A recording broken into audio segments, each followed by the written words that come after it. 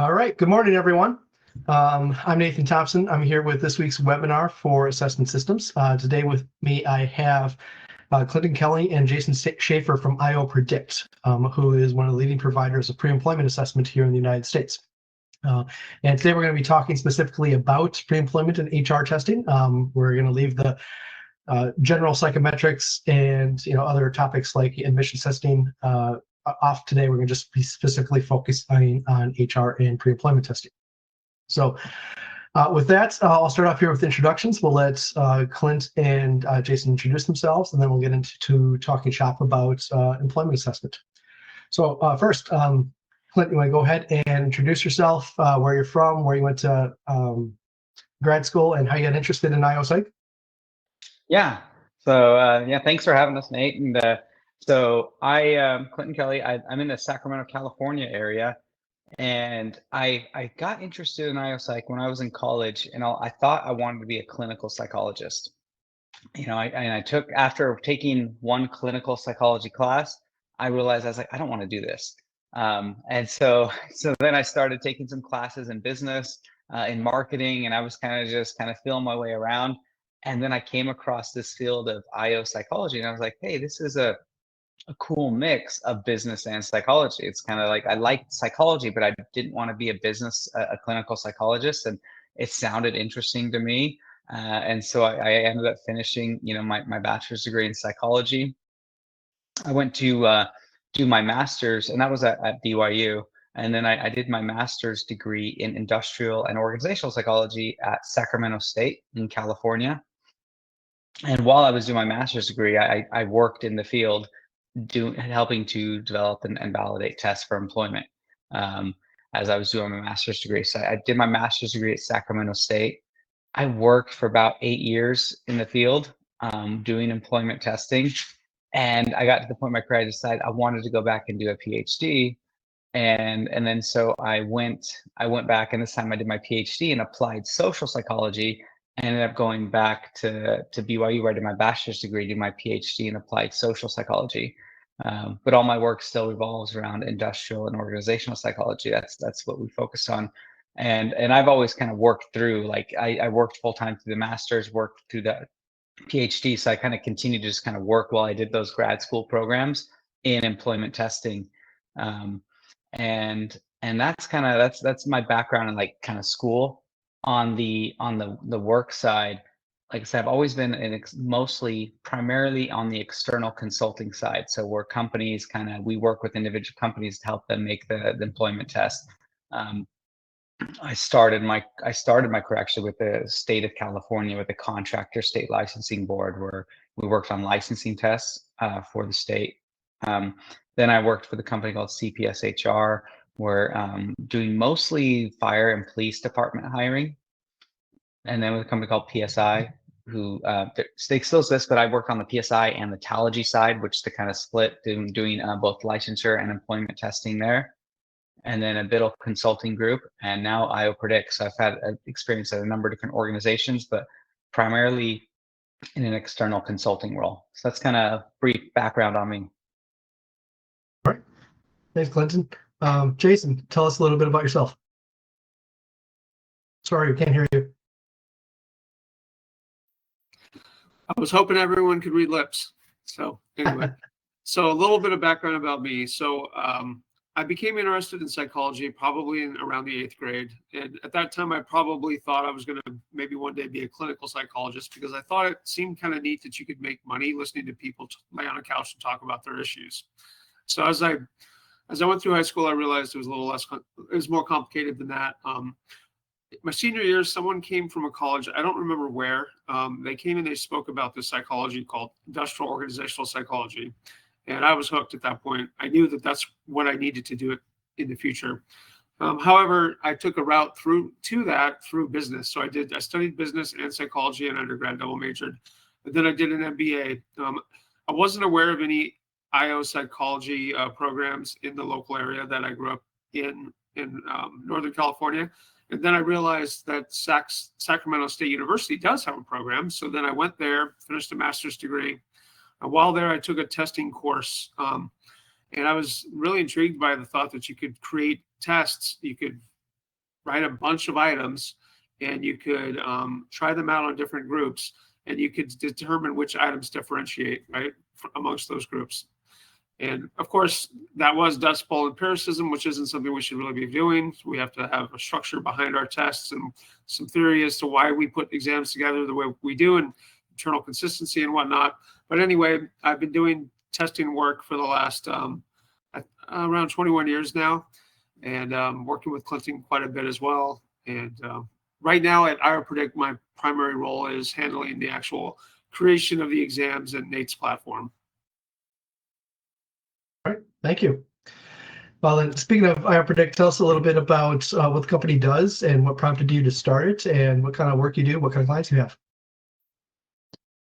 Either one. Yes. Yeah. So yeah, we can kind of probably both contribute on this one. So we offer, most of our services focus on test development and validation. So we will do a job analysis. We have done for some clients where they just want us to do a job analysis to maybe help them understand the job better or update their job descriptions or minimum qualifications. But primarily we are helping clients to implement employment tests. And sometimes we're often developing those from scratch, but sometimes a client comes to us with a, hey, we've made this test. Can you help us make sure the test we're using is an appropriate test? And so we'll help them go through that process and maybe tweak it or modify it, make sure the test, the homegrown test that they have, is a good test. Sometimes they're using a test from another vendor that doesn't provide validation services, and they want to make sure, hey, this test we purchased from someone else, can you take a look at it and help us make sure it's an appropriate test for this job? And so we do that as well. And we work on pretty much almost all kinds of tests. We've developed physical ability tests for fire departments to help them, run their firefighters to make sure they have the physical ability to do the job. We've done personality or soft skills test, your standard kind of multiple choice kind of job knowledge test. Structured interviews. We also work with clients on developing structured interviews. And so for the most part, we'll work on almost any kind of test we'll work on. Yeah, Jason, do you want to add to that? Yeah, primarily my part of it is just publishing the exams, our own exams, custom exams, as well as the exams that organizations such as yours provide to us and want them to be put online and want support along the way. That's what I would do. Yeah, and then some of the clients that we work with, we have a nice split of both public and private sector. Within the private sector, some of the organizations we've worked with have been like LinkedIn, Comcast, Ford Motors, Pepsi. And then on the public sector side, we do some work with the state of California, a lot of different counties within on the West Coast as well, counties within the state and local cities, and some utilities like gas utilities, electrical utilities. So I would say it's a pretty nice split between private sector organizations and public sector organizations. Perfect, thanks. So you talked in there about being able to find a good fit for an exam, making sure that it fits for a job. Tell us some of the first steps that a client might go through when they are like, okay, I'm hiring for this position, I need to hire better people. What are some of the things they should think through about, like, okay, why do I need an exam, and what kind of exam is a good fit? And so yeah, there can be, like I said, a lot to that. It's finding that right fit. The first thing we like to do is well, I guess one of the first things, even before looking at the test, sometimes we'll tell clients maybe you don't need a test in this case. Sometimes they come to us and they want, say, a multiple choice test or online test. And after talking with them, we'll say, maybe we don't think you need it in this case. So we like to try to be honest and upfront with clients. And what I mean by that is sometimes they say we only have 3 applicants, and it's like, well, we're not sure if this is the best use of your resources. When you have so few applicants, this type of test may not be the best solution for you. Maybe we can develop a good structured interview and just move you to that. But if you're deciding like some sort of test, like an online test, like a multiple choice test, if we're thinking, hey, that's great to kind of narrow down the applicant pool, then that's when they really work well, is when you have more applicants and you need to narrow it down before you get into some of those more hands-on processes, like a job simulation, like a tryout or structured interview.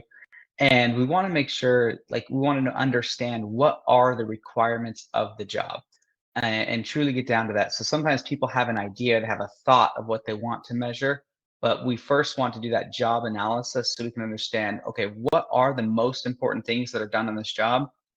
And of those important things that are done, which ones are required upon entry into the position? So we need to know there are some things in a job that you're going to be trained on later on. We don't test on those in the hiring process because you don't expect a job applicant to hit the ground running, possessing those knowledges or skills or abilities. So we want to make sure we can identify what are the critical knowledge, skills, and abilities that you expect someone to come to your company with. And we expect them to have these things before we hire them into this position.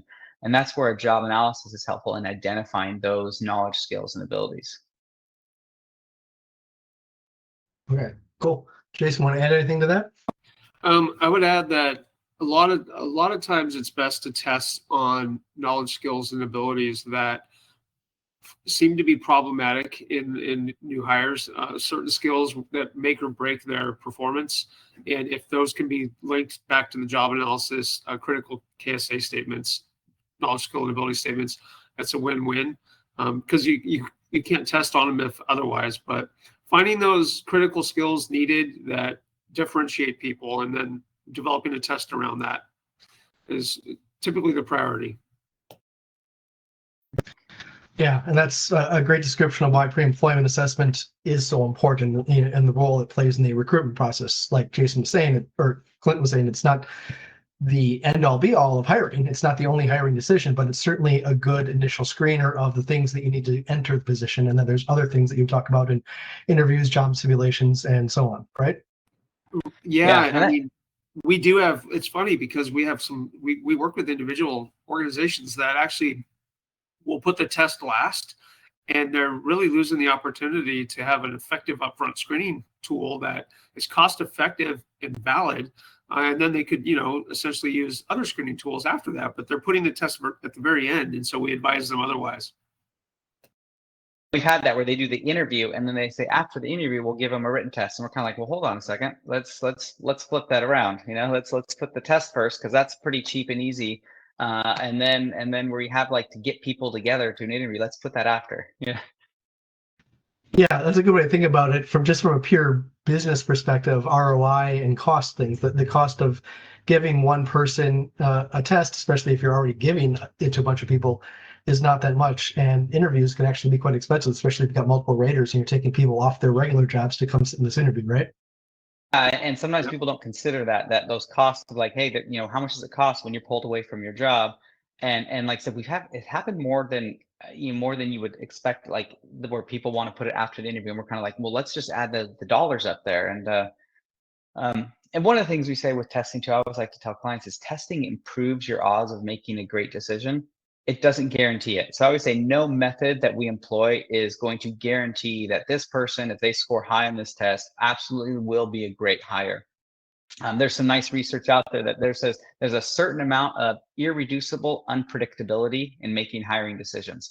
There are other factors that we just can't account for, like maybe this person would have been a great hire, but they have a horrible boss, and so they don't work out well. Maybe this person would have been a great hire, but some things changed in their family situation. And so there's a certain amount of things we just can't know, but tests put the odds in your favor. They increase the likelihood that you're going to make a good hiring decision, but by no means are they perfect. And so it's nice to set those expectations with clients, because you'll get the people that sometimes say, I use this example, like, well, this person, they scored great on the test and they end up being, they end up leaving after 2 months. And I say, well, okay, it's kind of like saying, well, this person, my great aunt smoked 80 cigarettes a day and lived till she was 102.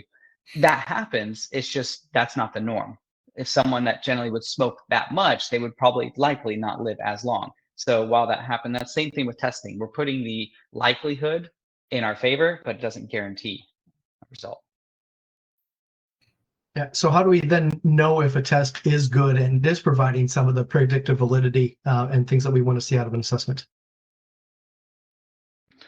One of the like I said, the key thing is is it measuring job related constructs? And knowing if it measures job related constructs, a big part of that is getting employees involved who are in that job, who supervise that job, to make sure we're measuring constructs that matter in their job. And so that's a big part of a lot of what we do in validating, I use my quotes, validating assessments, is involving subject matter experts. Now, there are some exceptions to that. If it comes like maybe personality testing, maybe we're, it's a little less of their expertise in knowing what personality questions to select. But in many, when it comes to like interviews, job knowledge tests, things like that, subject matter expert input is critical to make sure we're testing for things that in their experience, because these are experts in the job, relate back to the job, are critical components to like differentiators, like Jason said, and being successful or not successful in the role. Yeah, that's a really good point, because I suppose like even if you had a test that is 100% accurate, which there aren't tests that are like that, Yeah. If it's not testing the right construct because you haven't talked to job incumbents to figure out what the thing that is most needed is on the job, you're going to be missing the ball, right? Yeah, and we worked with a client once who was using a test, the same test for every position within the organization. So you came in for HR, you took this test. You came in to be an accountant, you took this test. And it was a very general kind of like speeded cognitive ability test, like number matching kind of thing, where it was you had to move fast. It was a speeded type of test. And we talked about this. We kind of talked about how this might not be the best idea, because it was what it's measuring. It's measuring something that aren't just very relevant to many of the positions within the organization. And that can hurt you from multiple perspectives. It can hurt you because you're not making the best hiring decisions. So the predictive power of that test just isn't there, but also from an applicant perception. We also say, like, when you're doing hiring process, you're also conveying information to your job applicants about your organization. And if you're putting a test out there that job applicants feel like this has nothing to do with what I'm going to do, the job I'm applying for, you're turning them off already in the hiring process. So you could be turning away good quality applicants who are turned off now your organization because you put forward a test that they think like, this has nothing to do with this. I don't want to work here. Yeah, I suppose you're absolutely right. So the critical piece there is that first step of deciding what it is you're going to assess. And there's a lot of work that goes into that before you even start selecting the test or writing any questions. And one of the focuses for us, at least, we found it. We've had quite a bit of success with this, is making sure that our test items, test content looks and feels like the job it's being used for. For example, if you were being hired for a clerical position, we're not going to have items in our test about making lasagna. Some reading comprehension is something that's commonly assessed in entry-level tests, and you could write on any topic. We choose topics that look and feel like the type of work they'll be doing, just to bring a realistic feel to the exam. Plus, it adds to content validity, the validatableness of the test per se, things like that. Great point.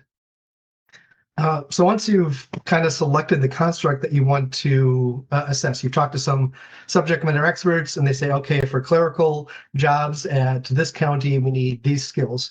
How do you go about building a test and knowing that the test is good quality?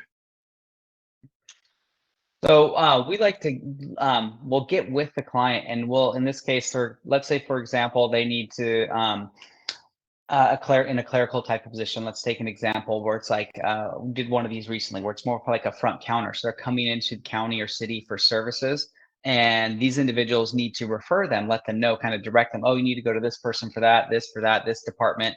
And they have to be able to read and interpret like policy and be able to understand where to go. So we get with the client and we actually say, hey, show us the documents they're looking at. How are they making these decisions?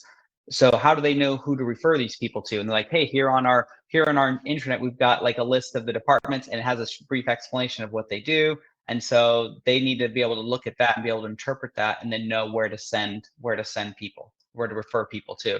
And so in this case, in the test, what we did is we created something very similar. We have a document where it's like, okay, here's a list of different departments. Here's the list. Here's the description of the services they provide. And so we have test questions. We present scenarios. Hey, so-and-so comes up and they need help with, getting a permit for their, an addition to their house. Which department should you refer this person to? And so we like to set up near the types of documents and information and materials that we see from the client in the job. And so as much as possible, like Jason said, we want to kind of mirror the types of documents that they're going to see, and materials and decisions and constructs that they're going to see while making decisions on the job.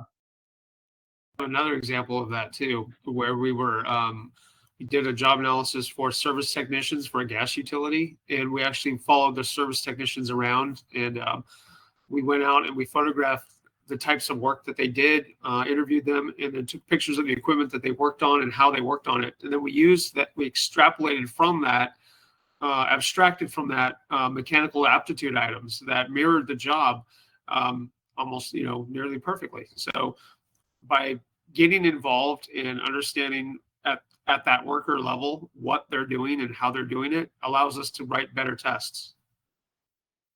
Yeah, good example. You got to ask the right questions before you start working on the test. Yeah. It just occurred to me that we've been talking about some of this stuff as experts, and we threw out terms like job analysis and KSAs. But for some of the listeners that don't work already in this area, can you define what those are? Yes, sorry, that's a good point. Sometimes you kind of jump through. We do the same when we do a job analysis. I often get that with the clients where they're using jargon, and I have to stop them and say, "Hold on a second, what is that? What does that mean?" So we just did the same thing. So a job analysis is where we systematically study the job, and it often involves, like Jason mentioned, job observations. Some of the jobs, not all, we will go on site and actually observe employees. It becomes much more useful in those what we call the hands-on types of jobs, like a service technician, like where they're working with tools and we can actually see what they're working with. It becomes less important for jobs like an accountant where they're just sitting behind the computer or something. Those it might just be remote interviews, and we will put together, based on our interviews, based on our observations, and based on research, we'll put together a list of job duties or job tasks, and then knowledge, skills, and ability statements, so KSAs. And we will collect formal survey data. And so not all job analyses require you to do an official survey, but in most of the projects that we work on, we'll send out a survey to the employees actually doing the work, and we'll ask them for this list of job duties and list of knowledge, skills, and abilities that we've kind of collected through our observations. We'll ask them to tell us how important are each of these to the job, how often do you use them, and for these knowledge, skills, and abilities, we'll also ask them what level of expertise do you expect a person to have when they're a brand new hire in this area. And so all that data helps us to identify what we can test on, because we'll say, hey, based on your actual employees, they said these things are most important. And then we can also say, and here are the things that they also expect people to know upon hire. And so that's what the job analysis, we can collect that. We recently did a job analysis for a client for correctional officer working at prisons, and we collected job analysis data from a few hundred employees. And it's really powerful when you can say, hey, we collected data from a few hundred of your employees, and here's what they said. Yeah, and that data is really powerful as you're talking about validity and legal defensibility. So we're not just doing this to build an exam, but if the exam were to ever be challenged and somebody be like, oh, you're testing the wrong thing, this isn't valid, it doesn't cover what's on the job, you're going to be able to point to this data and say, well, we observed 20 people that worked on the job, or we did a survey of 200 people and got all this input, right? I was in court just this week as an expert on a court case. And those were the questions, and it all came back to the job analysis. So the other side was trying to argue that the test was not related to the job, and it came back to me just saying, I'm not saying this. The subject matter experts, the employees, the people who know this work said it was important to the job, and here's who we collected it from, and here's who was involved. And so so from a legal defensibility perspective, that's going to be a critical component to like kind of upholding or kind of establishing the validity of your test. Yeah, and once again, this is stuff that happens before you write the first question or even think about designing the test, right? Yeah. Mm-hmm. Yeah, it's important to lay some good groundwork. So what are some important KSAs, and what kind of jobs do they typically go with? Like if you're thinking of going out and purchasing a suite of a pre-employment tests for your organization, what kind of job families are there? What kind of KSAs are there? How do you make sense of all that's out in the market? Um, for many of our clients who are doing the kind of traditional like testing, like multiple choice online testing, those types of tests, they tend to be not always, but tend to be more entry level positions where it's more aptitude, where it's things like reading comprehension, ability to interpret documents, interpret materials, mechanical aptitude, like Jason said, for maybe some more hands-on types of jobs. For example, like firefighter, it's common to test for mechanical aptitude, where you see like maybe like gears that rotate, or things about like leverage. Hey, where should I put this crowbar to maximize leverage? You see like an image like that. And so for a lot of the entry level jobs, what we're testing is aptitude. So not so much do you possess like specific knowledge about electrical theory, say if it's an electrician, or know how to apply Ohm's law, but it's more about, do you have the aptitude or capability to pick up this material? And so we may have some like basic math.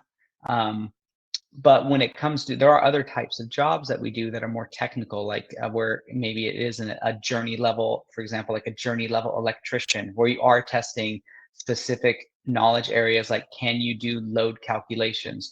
Do you know if we have this, how to get the power, what size cable you need to use if you're gonna, if you need to make a run that's 200 feet long and you're supplying a house with this amount of like utility electrical components in here. And Jason, I'm not sure if I'm kind of rambling on here, but Jason, want to add to that? Yeah, I mean, situational judgment too, as well. Interpersonal skills, customer service skills. And I know that a lot of organizations will get at that during the interview. However, if a test is used as a screening tool, you might as well put some situational judgment items up there on there. And those are scenario questions where you put people into scenarios and you ask them how they would respond. So if someone doesn't perform well on those types of items, they're probably not going to perform well in an actual live interview. So again, it's a screening tool. We do have Ohm's law in some of our exams, but I think the key ingredient here is you're looking at what's required at entry into that position. And we primarily, while we focus on entry level positions, because that's a lot of our clients are asking for entry level tests, because that's the most bang for their buck, because they have the most applicants at that level. We will create tests all the way up to promotional ladder. We have an accounting exam, right? Accounting. And so that's measuring basic skills and knowledges that accountants should have day one on the job. And so it just depends on the job and the level. And then that's what you target. You target those KSAs, knowledge, skills, and abilities required to perform that job day one, and that differentiate. So that's basically it in a nutshell. Yeah. And we do, like Jason said, we do other types of tests. Like, for example, for a large international private sector organization, we helped them develop a test for data scientists. And this was a higher level position, where they're analyzing large amounts of customer data and information. It was more selling kind of retail stuff. And they had what I call in the past, that were popular, what I call the Google questions, the very generic kind of like, how many ice cream vendors are there in the city of New York, and those in the past that had been popular.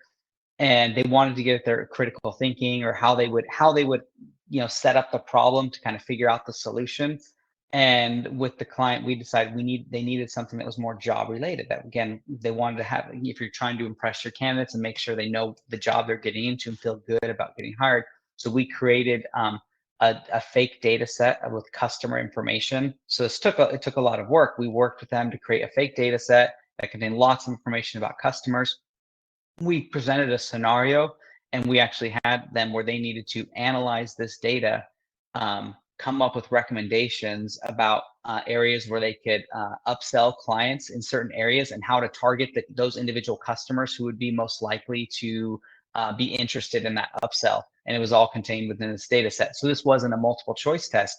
It was more of like a hands-on kind of work sample test, where they actually had to analyze a data set, come up with recommendations, and then come up with a presentation explaining how they analyzed the data and why they came up with the recommendations that they did.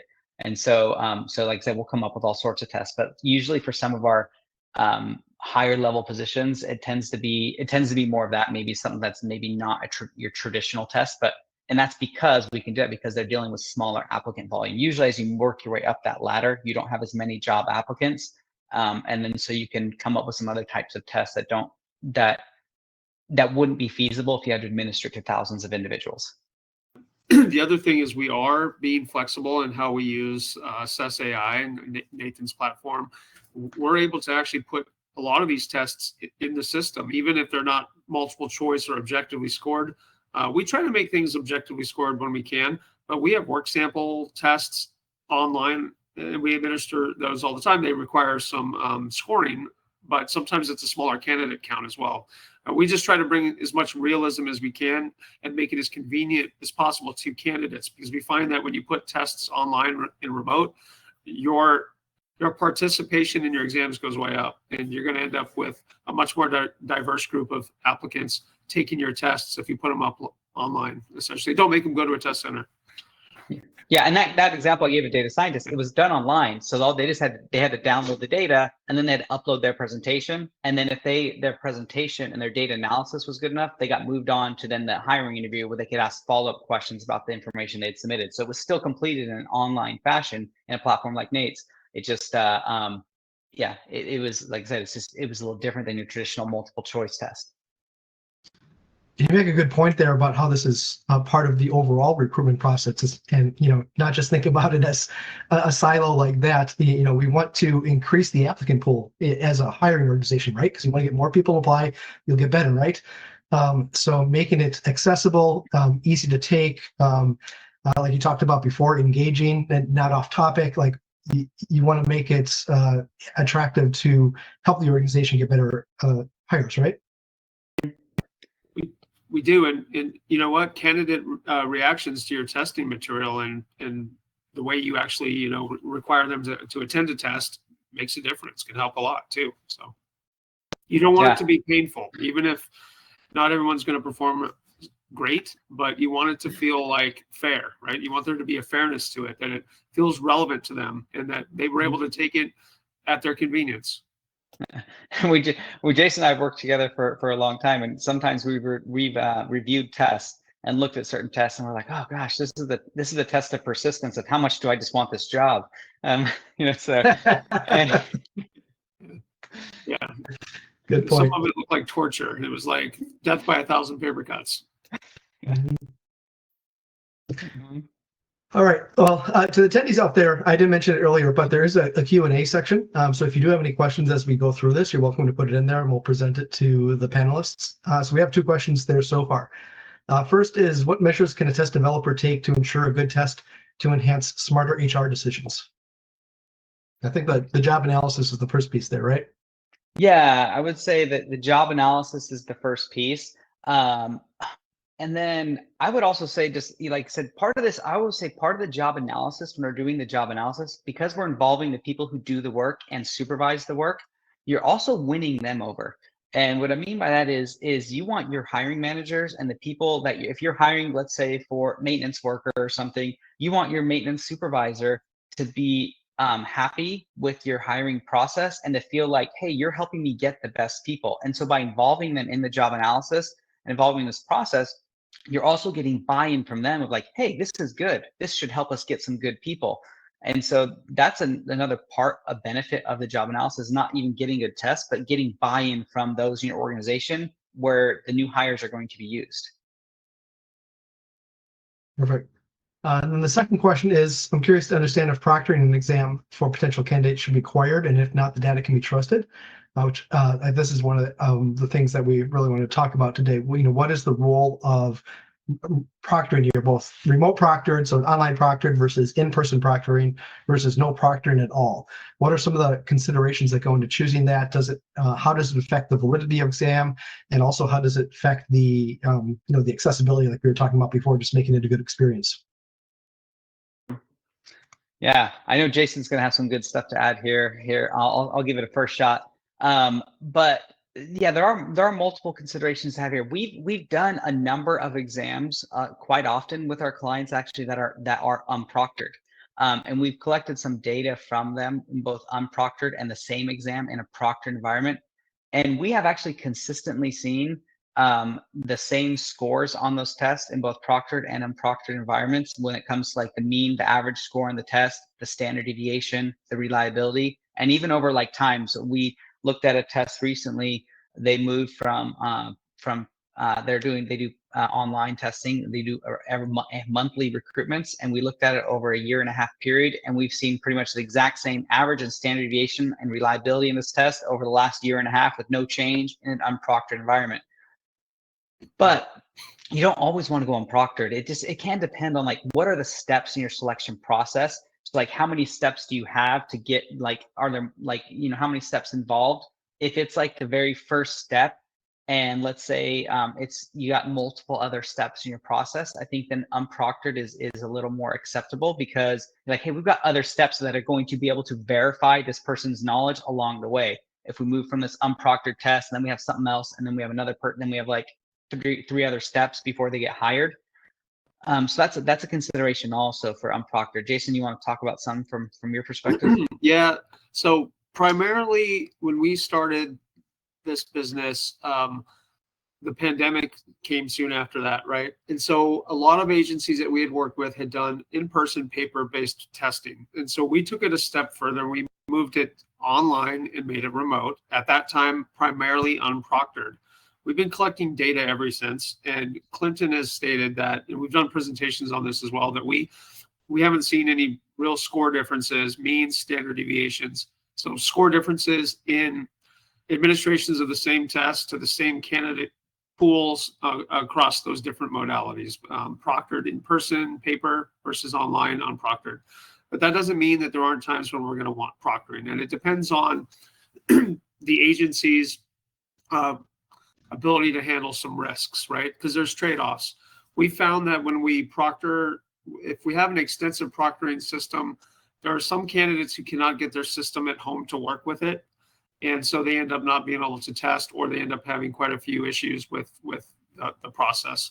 We found that unproctored testing is pretty easy. We rarely have anyone report any sort of issue with the exam. In fact, it's exceedingly rare that AssessAI or Nate's other system, Fast Test Web, ever receives any sort of issues with respect to a glitch in the test. It just doesn't happen. Where you see issues is with candidates who are trying to navigate a more complex proctoring system or a lockdown browser. But all that being said, it depends on your ability, your willingness to take a little bit of risk. While we don't see score differences, we know that, for example, public safety testing, we would prefer that clients use proctoring because we do not want the items to get out and be shared. A lot of our tests are entry level and people can take them multiple times across time.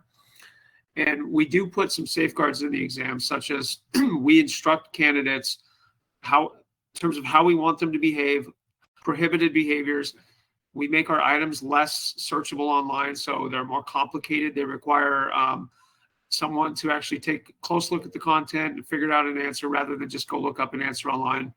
But we create a belief that they're going to be found out if they cheat, and they're going to be eliminated from that process as well as future processes. And so far, the combination of these factors has appeared to work. Plus, the agencies, organizations that have used our unproctored testing have come out and said that we see no difference in the quality of the candidate who are passing these tests than before with the proctored tests. So we are moving in a direction where we will have sort of a hybrid approach where we offer some light proctoring, such as being able to confirm the identity of the test taker and whatnot. But we have yet to hear in the last 6 years of any complaints that people are getting through the process who are not qualified. But and one more point to add to with tests, like many of our like Jay said, aptitude tests, they're I think a little easier with unproctored because, like I said, everything they need to answer is contained within the test, and that it's not technical knowledge. So if we had a test, let's say, is like, in what year was this war? That's very quick to Google or to find the answer. That's really easy. In those cases, proctoring might become more important because those are very easy to quickly find the answers to. If we have an aptitude test where it's a passage and you have to read everything you need is contained within the passage within that test, it's not information so we've made up this passage and you have to be able to interpret the passage right there. That's different than asking someone like, a technical, like I said, a date about when a war occurred or things like that, where those are much easier to quickly kind of, I guess, search an answer and find the answer. So in those cases, I would say proctoring would probably be more important in those types of tests. How Yeah, critical, sorry, go. how critical is a false positive, right? If it's critical, it's probably want to move towards proctoring, right? Yeah, exactly. And I personally do a lot of work in the certification field, which I know you don't. In those cases, the false positive is really important. You don't want to pass somebody to be a doctor when they're not actually qualified, right? Yes. And a lot of those types of certification exams, it is easily Googleable documentation because you're not doing a reading passage. They're like asking about anatomy or about a certain diagnosis or something like that. And it's all facts that are out there in ChatGPT and Google. And in those cases, live proctoring then does become really important. Yeah, and that's why I want to put that in there, because those types are much easier, like I said, to Google, to search up GPT, compared to like aptitude types of things. But like I said, that false positive, what is your process? So we always say, like, we take the approach. I guess the more we've been in this field, Nate, I'm not sure if you find this, but Jason and I've been doing this, like I said, for around like 20 years. And I always say, the more you know, the more nuanced you tend to become in your approach, and your answers are always, it depends. When I was younger in my career, you were a lot more like concrete or black and white, or no, you have to do this, you must do that. And as I get further in my career, I'm like, well, it depends. You can proctor, you can't, and it really depends on what's the situation, like what's your risk, what's the risk of false positive, like how many candidates, like what are the steps in the process. And I find I have a lot more it depends answers as I go further in my career. Totally. All right, third question. Do you have recommendations around decision-making frameworks in non-screen out scenarios that maximize the value of assessment data as it's integrated with interview data to optimize hiring decisions? That's a good one. I'm not sure if you want to look there in the Q&A section and read it yourself. It probably takes some thought. That's I'm taking. I'm looking at it. I'm reading it right now. So let me see here. Yeah, let's see here. So basically, trying to weight the data you've collected in the optimal manner to make it the most predictive. Is that kind of what the gist of the question sounds like? Or it's a non-screen out, so you're just using it as how can you maximize the information? So you're not failing people, but just how can you maximize the information from that test that's using a non-fail scenario? Is that right? You're optimizing the hiring decision based on it looks like the weights of those different measures being combined in some fashion to optimize. And I suppose we could use things other than interview data too. You can use biodata and anything else. What do you think? Okay. Oh yeah. So just clarify, it's one piece of data in a hiring decision.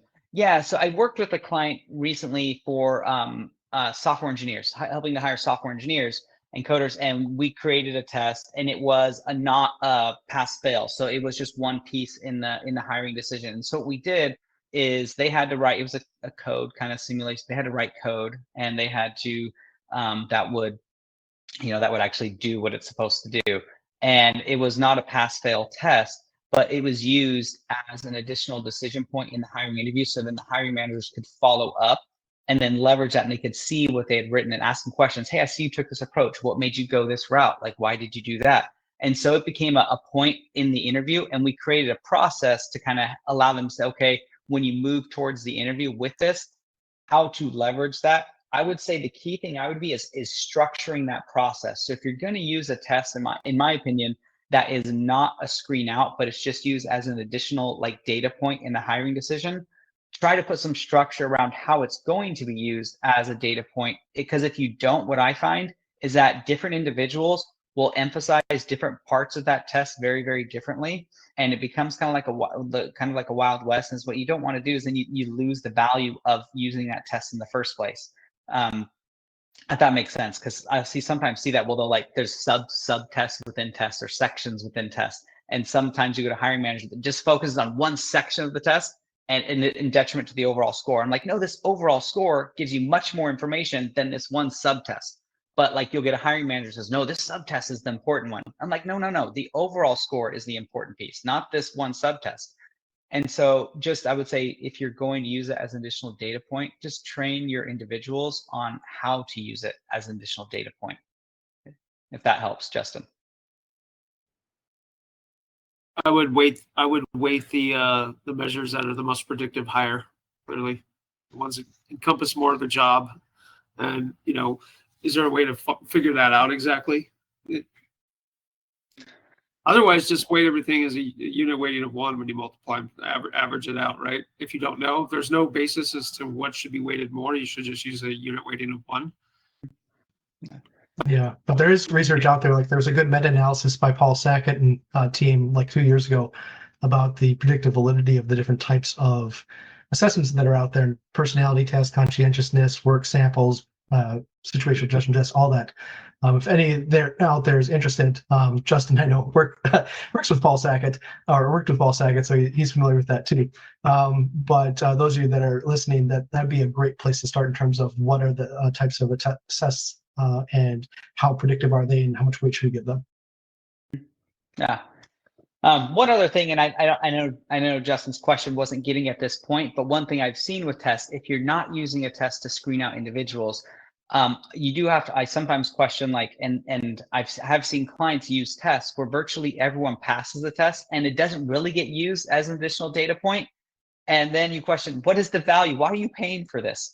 And so, and we've had those conversations like this doesn't seem to be useful, yet you're paying for this test that virtually everyone passes, and it's giving you really no value add. And so if you are going to use it as an additional data point, just make sure it is being used as an additional data point that is helpful to you and not just a cost in your process that doesn't add value.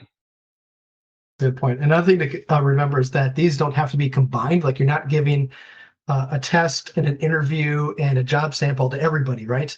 There might be a multiple hurdle thing there where you give a test online to 1,000 people and you bring the 100 best in for an interview, or the 30 best in for an interview, right? That's most of the clients we work with. That's the approach they're taking, is a multiple hurdle approach, where they're using the test we're putting in the online platform to whittle down that applicant group from the 100 to the 30 that they're going to then interview or do something else with. Yeah, I would say that's the most common use case that we work with. Most likely increases the ROI of the process because successive aspects of the hiring process become more expensive, time consuming as well. And so you're using the test to screen out those unlikely to be able to perform well in the later steps, as well as potentially on the job. So there might be a better return on your investment if you do it that way. Absolutely. Next question is, how effective are adaptive testing exams at entry level, and what is the risk of exposing items? And I can speak personally from my experience there. Adaptive testing is really good in certain situations, especially large volume, because you need a large volume to even start building an adaptive test. Whereas a lot of the assessments we've been talking about here are very small volume. You've got a specific maintenance worker, and they need, you've done a job analysis, you've looked at 10 people on a job, right? You only got like 100 people applying for the job.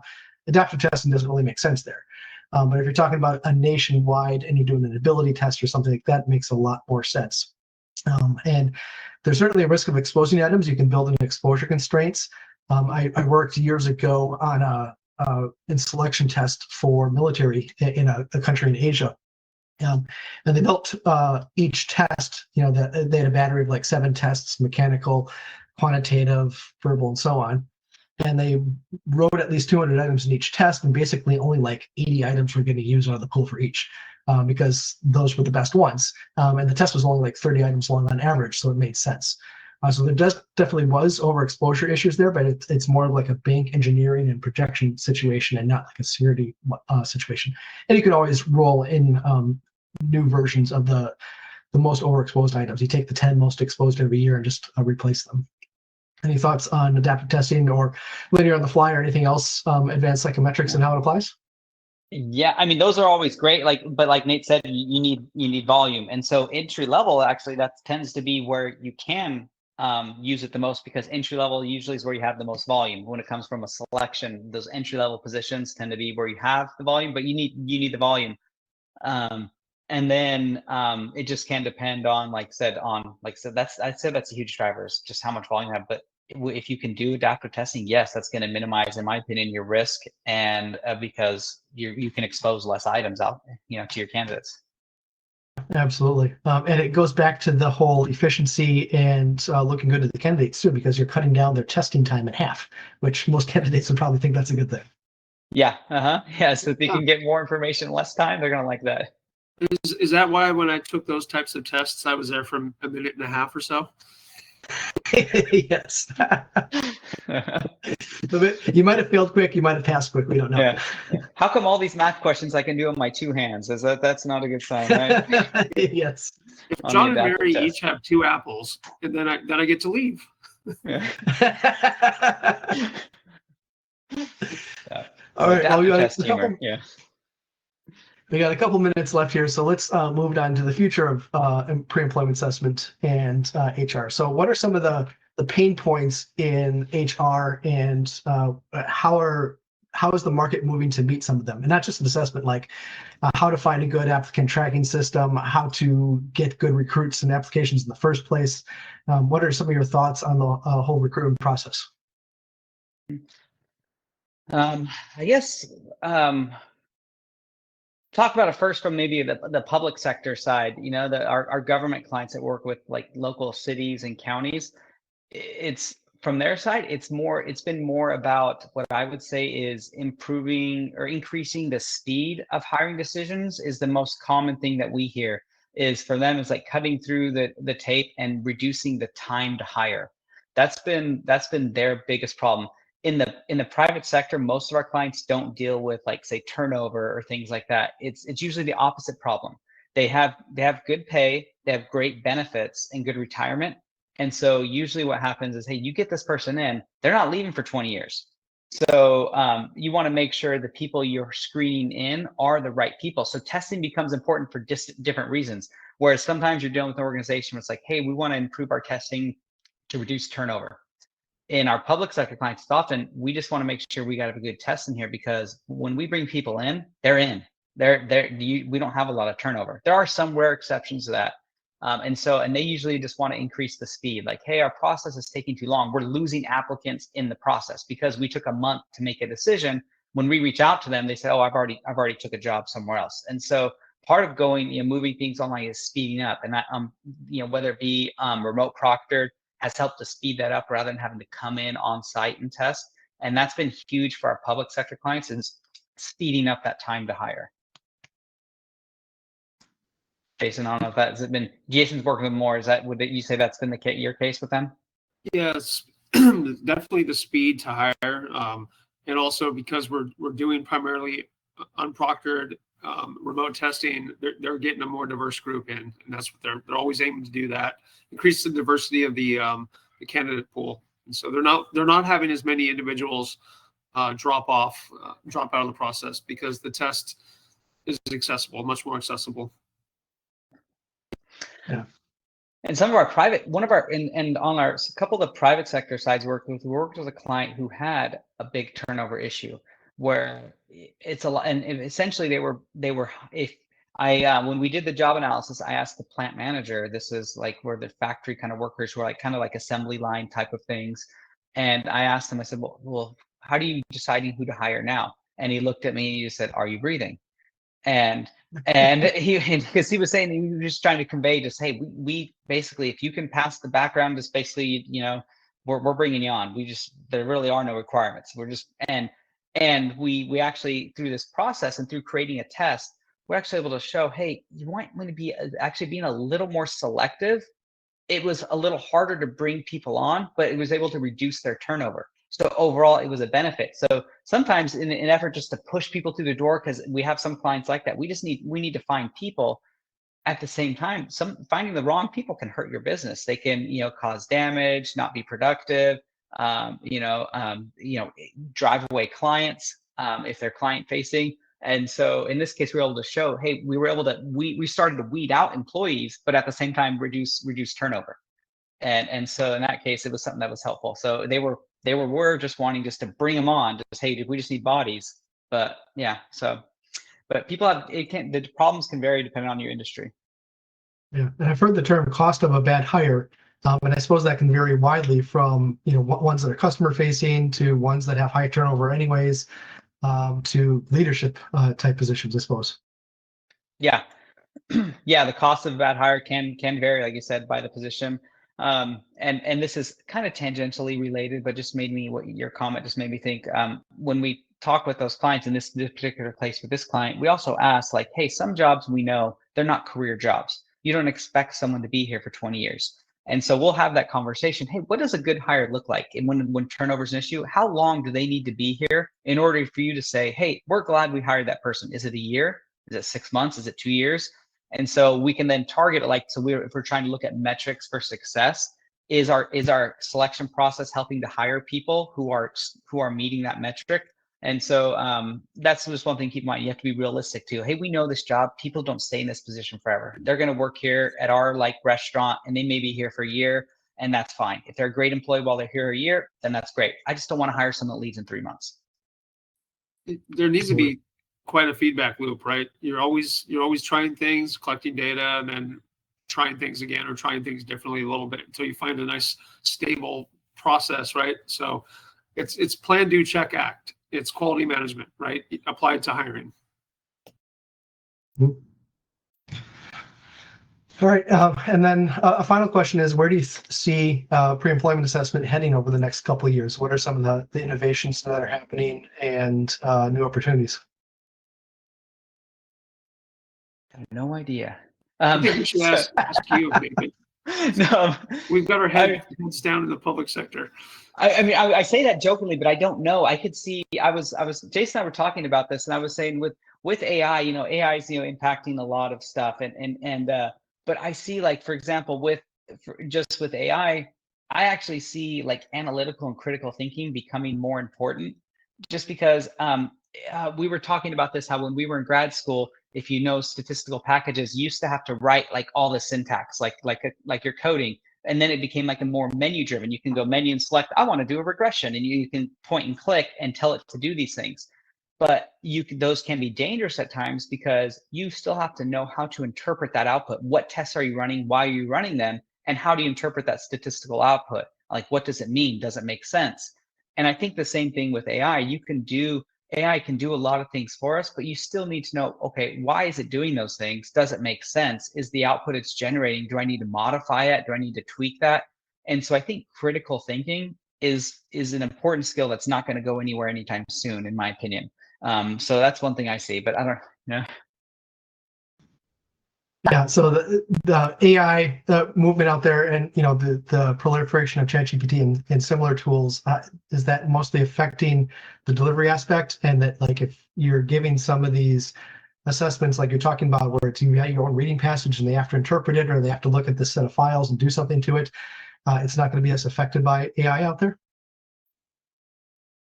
I think it will. I think those will. I don't think it will be, but I think they're getting better at doing that. So like you can upload those files and ask AI, and it does a pretty good job at giving you the right answers now. Yeah. Which now I suppose that's where the lockdown browser comes into place. Even though it's a little bit of extra work for the candidates and can lead to some technical issues, if it increases the overall validity, I suppose we have to do it. Yeah, and so that's part of the challenge now. It is getting better at that, but like, yeah, so. But that's why I still think but I still think it's important to test those things. Like you said, Nate, you might have to lock down the browser for those, because I think it's important to test because those critical skills are important on the job. You can't just rely in many cases just, hey, the AI is always going to do these things.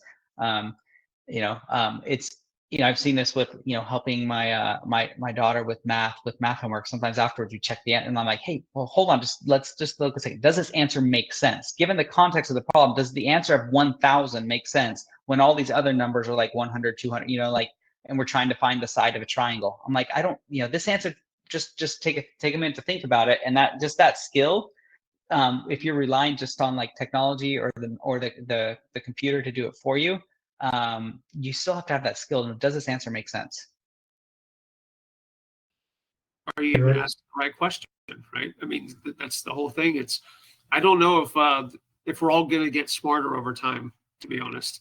So, I mean, we have all these amazing tools, though. Yeah, I'm really afraid that the movie WALL-E is going to come true. Yeah. Yeah. But I don't know. I could also see, like, who knows where it's going to go, but I think, AI is going to continue to play a role. I'm not an expert in AI, so it's not an area where I could say I'm an expert in it at all. But I would say, as our role, as we continue, I would just say, from our perspective, we're going to continue to analyze the job. So it does change. Like, over the years, this isn't AI, But over the years, like early in my career, like math tests almost never, they didn't even allow people to use calculators. So a lot of times they're like, no, you can't use a calculator on the math section. For the most part now, we always say, yeah, give them a calculator, because they have quick access to a calculator right there on their, and on the job. And so what we're not really concerned about, like, can you calculate in your head, but can you know how to frame to set up the problem right? So our math questions now are more like word problems. Do you know what numbers to multiply, what to put into this to get the right answer with math? Go ahead and use your calculator to do it, though. So things change, and change isn't always bad. And we're just going to continue as we analyze jobs, as we do the job analysis, try to identify, okay, what knowledge, skills, and abilities do people need to do this job, and then make sure we're testing for those. So however AI affects that, I think we'll roll with it through our job analysis process. Yeah. All right. Well, thank you both. It's the end of the hour here, so I'll give you a chance to make any closing statements that you like, if you have anything still on your mind. But then also let the listeners know how to reach you if they'd like to work with you on any of the expertise that you've discussed. I just want to say thanks for the opportunity to discuss this. We love testing. We've done it for, this is what we do in our careers. And so it's something that we're passionate about. So thanks for the opportunity. You can reach us out. My is ckelly@iopredict.com, and that's just CKELLY @iopredict.com, and be happy to help out. And we worked with Nate for a while, and we're we love working with you, Nate. So thanks for this opportunity to work together on this webinar. Thanks. Jason, any follow-up from you? Yes, the same thing. It's been great to be here. I wish I had a crystal ball regarding where AI is going and whatnot. But I can definitely help with a lot of other questions. If anyone has any questions for me, Justin, if you want to keep this conversation going about the optimal weighting, that's kind of interesting to us too. Please email us. I'm going to actually send my email address out here in the chat. And just reach out. Let's keep talking. We'll figure it out together. Okay, wonderful. Well, thank you both. This has been very helpful and enlightening for myself. I've learned quite a bit, and hopefully the listeners have too. So thanks for taking the time to chat today. Thanks, everyone. Trying to get my email to the I on my keyboard's not working. It's oh no. So it's jschaefer@iopredict.com. So there it goes. I'm going to hit send now. Please reach out. It'd be great to continue talking. Thank you. Okay, perfect. I'll close it up then. Thanks everyone for attending as well. Those that you listen in, and we'll see you on the next webinar. Bye.